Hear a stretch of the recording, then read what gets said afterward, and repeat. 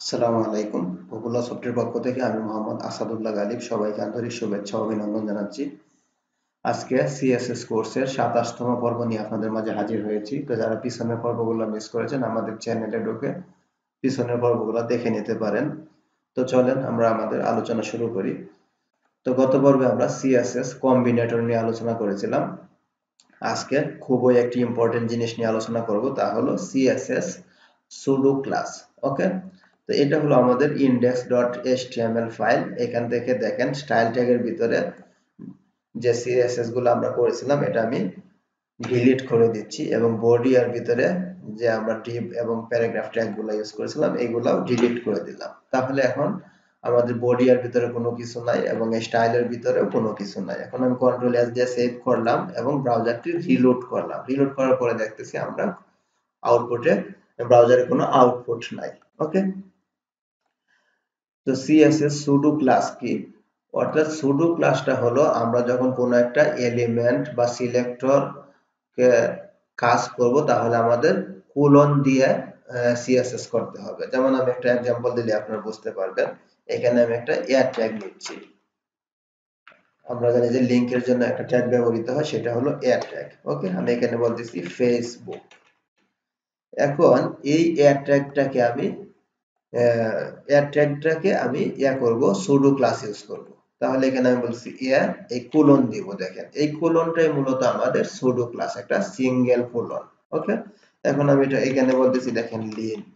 তো আমি যখনই কোলন লিংক দিব তো এই লিংকটা মূলত আমাদের আনডিজিটেড অবস্থায় থাকবে, আনডিজিটেড অর্থাৎ এটা কাজ করবে না। দেখেন এখানে আমি কোলন লিংক দিলাম, এখানে আমি বলে দিলাম কালার, অর্থাৎ টেক্সট কালার হবে আমাদের রেড।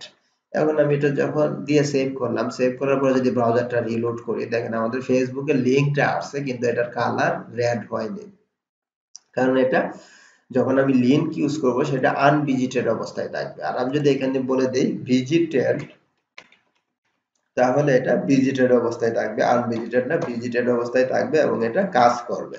এখন দেখেন আমি কোলন মানে কি সুডো ক্লাস, তারপর আমি বলে দিলাম ভিজিটেড। এই ভিজিটেডটা এখন টেক্সট কালার কি হবে, রেড হবে। এখন যদি ব্রাউজার রিলোড করি দেখেন এই যে এটা আমার টেক্সট কালার রেড হয়ে গেল। তো আশা করি জিনিসটা বুঝতে পারছেন। এখন আমি বলতেছি যে সুডো ক্লাসের মধ্যে যেটা হভার ইফেক্ট হবে, অর্থাৎ যখন মাউস নিব তখন কাজ করবে। তাহলে আমি এখানে বলে দিলাম যে কোলন, কোলন মানে আমাদের সুডো ক্লাস, তারপর আমি বলতেছি হভার। এখন দেখেন আমি ব্রাউজার রিলোড করলাম, এটা ব্ল্যাক আছে। যখন আমি এটার উপর মাউস নিব তখন এটা আমার হভার হচ্ছে, অর্থাৎ টেক্সট কালারটা রেড হয়ে যাচ্ছে। তো সেটা আমরা এই সুডো ক্লাস অর্থাৎ এই কোলন দিয়ে ইউজ করতে পারবো। তো এখানে দেখেন আমি একটা লিংক নিলাম এয়ার ট্যাগ। এখন আমি এয়ার ট্যাগটা বা এয়ার সিলেক্টরটা ধরে তারপরে কোলন ইউজ করলাম সুডো ক্লাস, তারপর আমি হভার করলাম। এখন আমাদের ওয়েবসাইটে অনেকগুলা লিংক বা এয়ার ট্যাগ থাকতে পারে। তো আমি যখনই কোলন ধরে সরাসরি করব তখন আমার যতগুলা এয়ার ট্যাগ থাকবে সবগুলোর মধ্যে এটার ইফেক্ট পড়বে।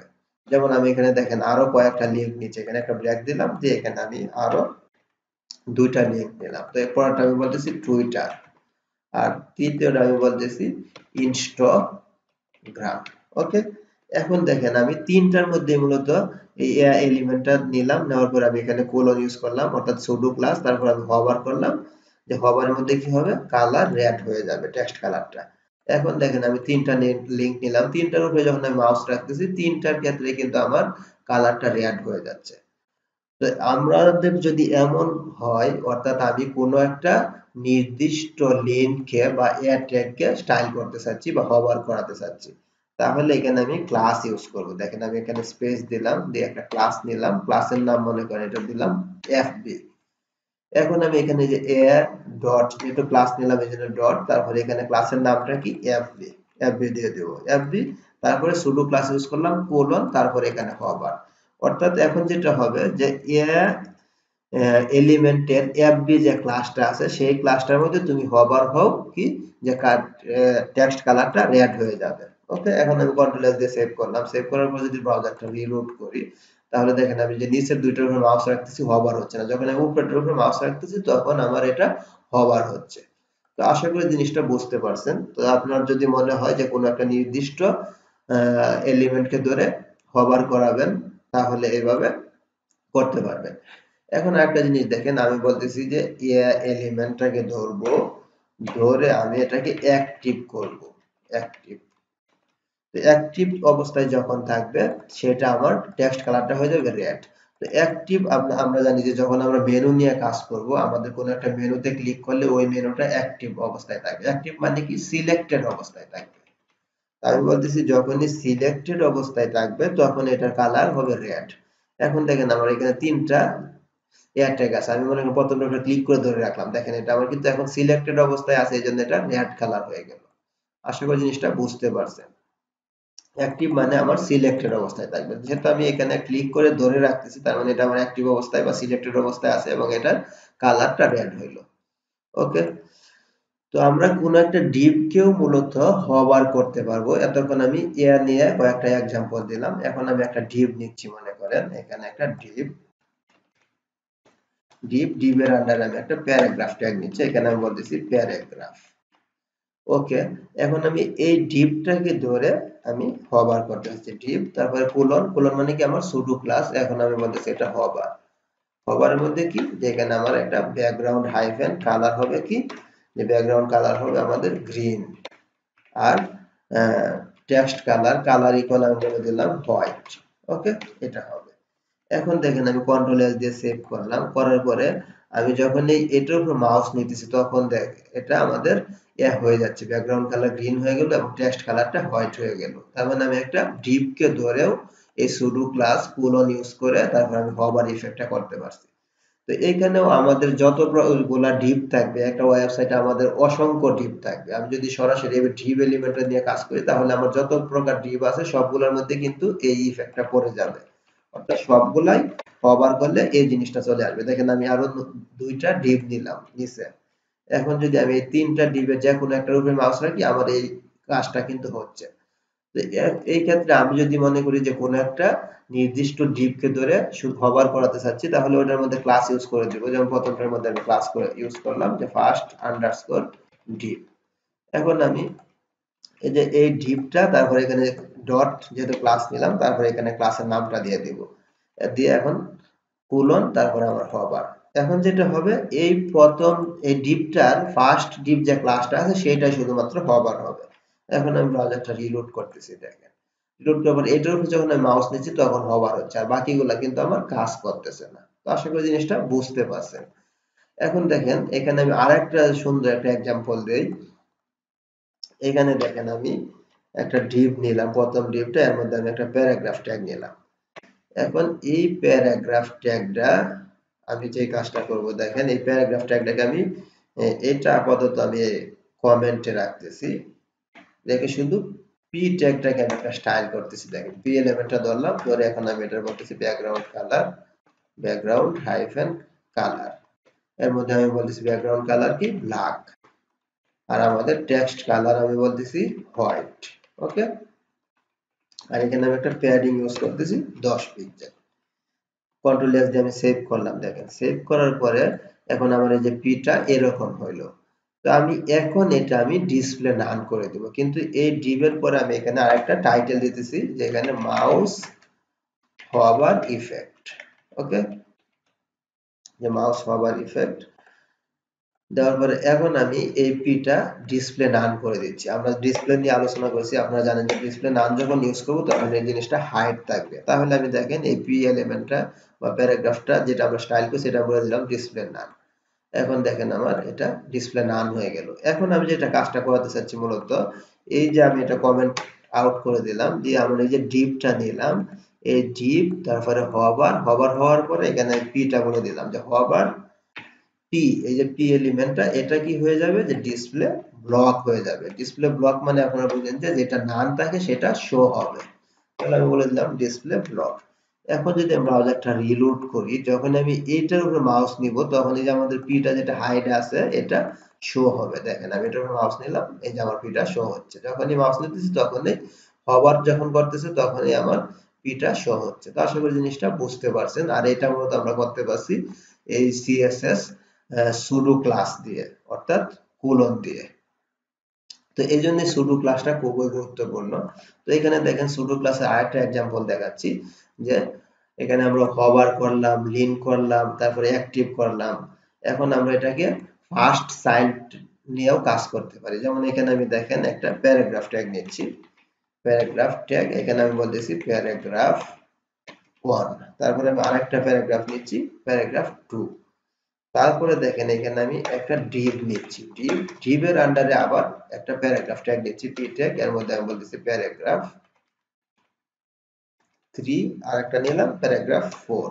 এখন আমি ফার্স্ট চাইল্ড নিয়ে কাজ করব। তো আমি এখানে বলতেছি যে দেখেন এটা আমি ক্যান্সেল ডিলিট দিয়ে দিলাম, যে এখানে পি এলিমেন্টটা নিলাম, তারপরে কোলন, কোলন মানে কি আমার এই সুডো ক্লাস, তারপরে পি এলিমেন্ট, এরপর আমি বলতেছি ফার্স্ট হাইফেন চাইল্ড।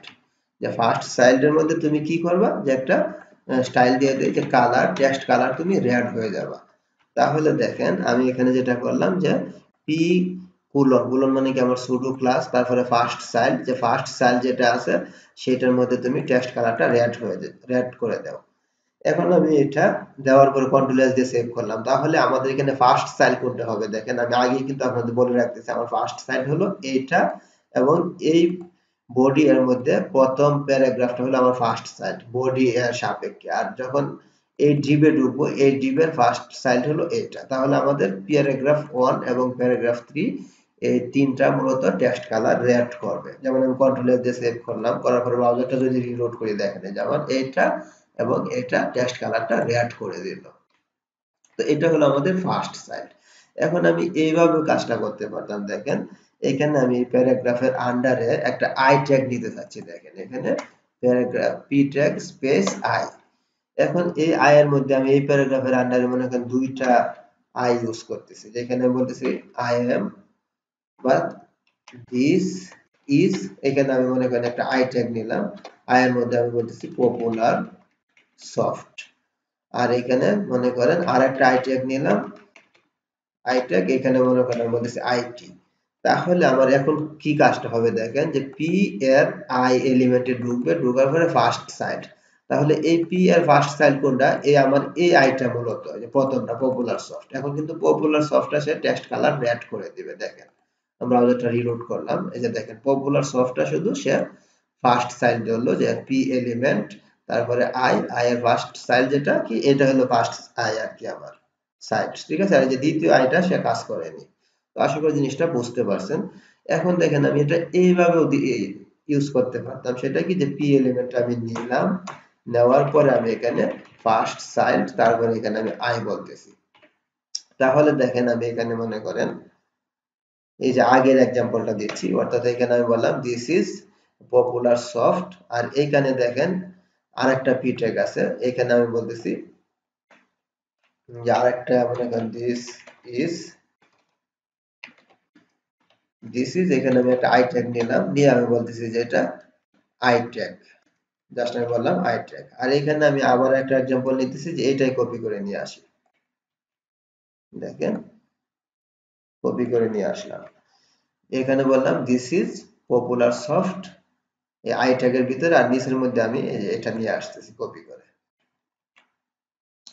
এখন আমি কন্ট্রোল ভি দিয়ে পেস্ট করলাম। এখন আমার কোন স্টাইলটা মূলত কি হবে, আমার কাজ করবে এখানে আমি বলতেছি পি কোলন, কোলন মানে কি আমার এই সুডো ক্লাস, তারপরে এখানে প্রথম যে ফার্স্ট চাইল্ড আই, তার মানে কি এই আইটার ভিতরে যেটা আছে এটা কাজ করবে, ঠিক আছে। তারপরে আমাদের এইটা কিন্তু আমার সেকেন্ড চাইল্ড, এটার মধ্যে সে মূলত কাজ করবে না, এবং এই ডিভের আন্ডারে প্রথম চাইল্ড কোনটা আমার এই যে এই আইটা, এটার মধ্যে কাজ করবে, এবং নিচেরটা এই যে আই ট্যাগ এটা কাজ করবে না। দেখি আমরা একটু ব্রাউজারটা রিলোড করে তাইলে আমি বুঝতে পারবো। তাহলে এটা আমি মনে করি পপুলার সফট 1 দিয়ে দিলাম, আর এটা দিয়ে দিলাম 2, তাহলে শুধু 2টা 1টা এই পপুলার সফট 1 এবং 2 এই দুইটা কাজ করবে, কিন্তু আমাদের এই যে আই ট্যাগ 1 এবং আই ট্যাগ 2 দিয়ে দিলাম, এই দুইটা কাজ করবে না।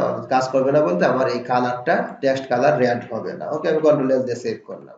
সেভ করার পরে এখন যদি ব্রাউজারটা রিলোড করি তাহলে দেখেন যে আমি যেটা বলছি এটাই আউটপুটে রেজাল্ট চলে আসছে, অর্থাৎ দিস ইজ পপুলার সফট 1 এটা কাজ করছে, এবং পপুলার সফট 2 এটা কাজ করছে, কারণ এখানে আমার ফার্স্ট চাইল্ড আই যেটা এটা হলো আমার প্রথম আই, এই পি এর প্রথম আই কোনটা এটা, কিন্তু দ্বিতীয় পি তো আমার এটা ফার্স্ট চাইল্ড আই জন্য এটা সে কাজ করেনি।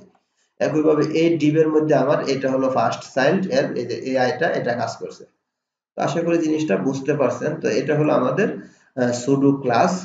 এরপরে আমরা সুডোর আরেকটা পার্ট আছে, এই পার্টটা নিয়ে আগামী পর্বে আপনাদের মাঝে হাজির হব। তো আজকের পর্বটি এখানে শেষ করতেছি। পর্বটি দেখে দেখে বেশি বেশি প্র্যাকটিস করবেন, তাহলে জিনিসটা বুঝতে পারবেন। কারণ এই ক্লাসটা সুডো ক্লাস বা এই কোলনটা দিয়ে আমরা অনেক সিএসএস করব ওয়েব ডেভেলপমেন্ট নিয়ে যখন কাজ করব। তো আজকের পর্বটি এখানে শেষ করতেছি। যদি পর্বটি ভালো লেগে থাকে তাহলে ভিডিওটিতে লাইক, কমেন্ট এবং শেয়ার করবেন। আর সবাই ভালো থাকেন, সুস্থ থাকেন। আল্লাহ হাফিজ।